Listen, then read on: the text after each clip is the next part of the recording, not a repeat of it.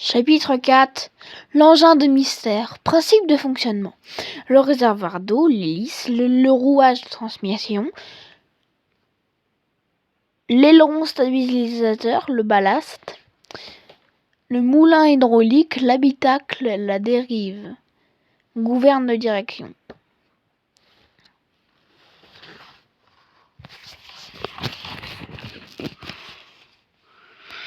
Coué et Coué tourne autour de l'engin en se lissant les plumes. J'admire, dit Coué, mais ce n'est pas pour moi. Je ne viendrai pas avec vous. Moi non plus, ajoute Coué. Kiliak n'est pas rassuré. Et si on avait une panne au fond de l'eau, me demande-t-il. Bien entendu, ça peut arriver, répond Mystère. Il suffit de vider les ballasts et hop, on remonte comme un bouchon. Kiliak n'est pas totalement convaincu, mais il ne dit rien. Il s'installe dans l'engin avec Véronica, Varitchesou, Miroir et Mystère. Le véhicule déambule dans un labyrinthe de ruelles et de places désertes. On ne voit pas grand monde, constate Véronica. Ceux qui vivent ici restent bien cachés, explique le chat miroir déjà avant que l'eau envahisse tout. Ils fermaient toujours leurs volets.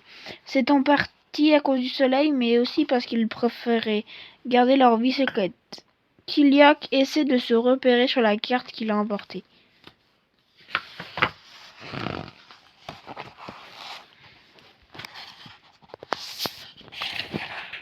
Nord-ouest du pays noyé. Bâtiments, rues, places, puits, canaux, ponts, espaces verts, phares, nord, sud, ouest, est.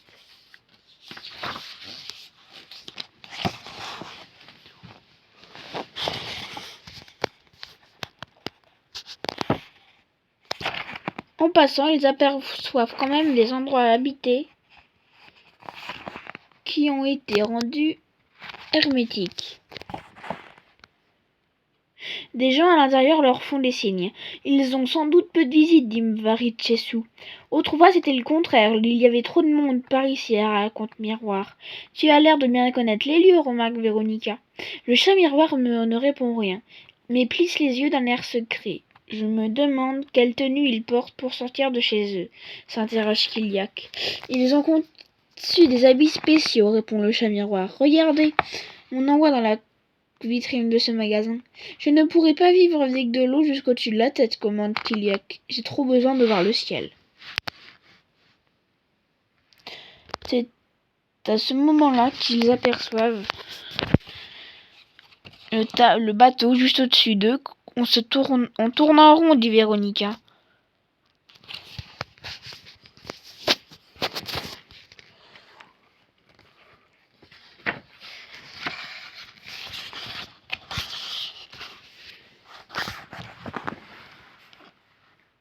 Soudain, la coque s'ouvre.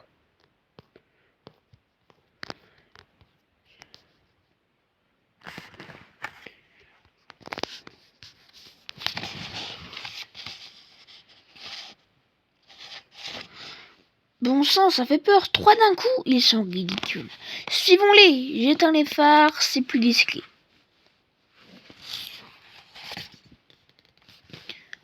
On dirait qu'ils cherchent quelque chose. Oh, berk, c'est quoi cette odeur? Ça sent le vieux camembert. Je crois qu'il est temps de remonter pour prendre l'air. Psh, gloub, gloub, gloub, gloub, plop. Ouf, de l'air. Désolé.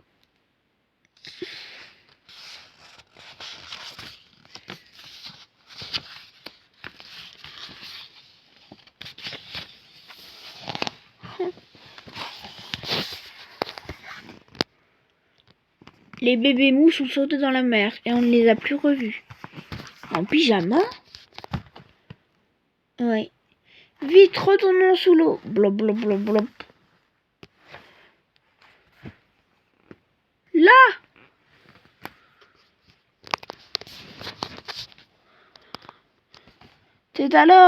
Ça alors, ils sont amphibies. Ils sont bien pressés.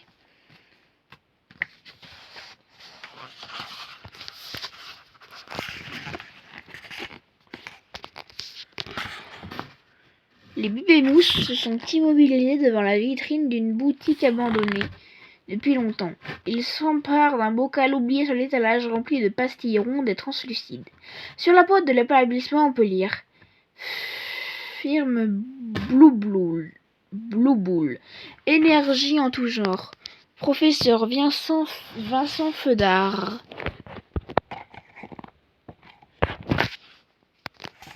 Un éclatant signale. Nous avons déménagé dans un lieu plus grand et plus sec. Nouvelle adresse, 17 rue 15 ans Bon-la-Rose, Javilly, pays comme ici. Oh, c'était donc ça que les nuisibles cherchaient.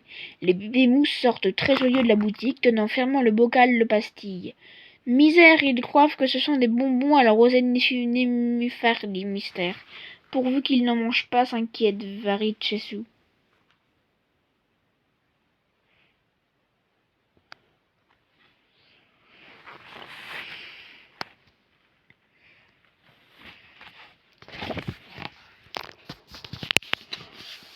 Qu'est-ce que c'est en vérité demande Véronica.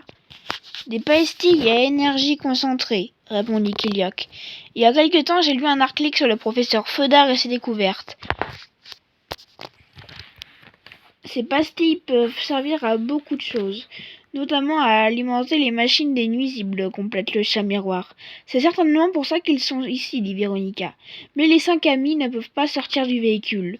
Mystère tente de piloter la machine pour éloigner les bébés mousses, qui prennent la manœuvre pour un jeu et font des pirouettes dans tous les sens. Tout à coup, il s'assoit sur l'habitacle du véhicule et essaie tranquillement d'ouvrir le couvercle du bocal. « Vite !» s'écrie Varichessu. « Remonte, Mystère !» « Facile à dire, grommela Mystère. Ces canailles gênent ma vue.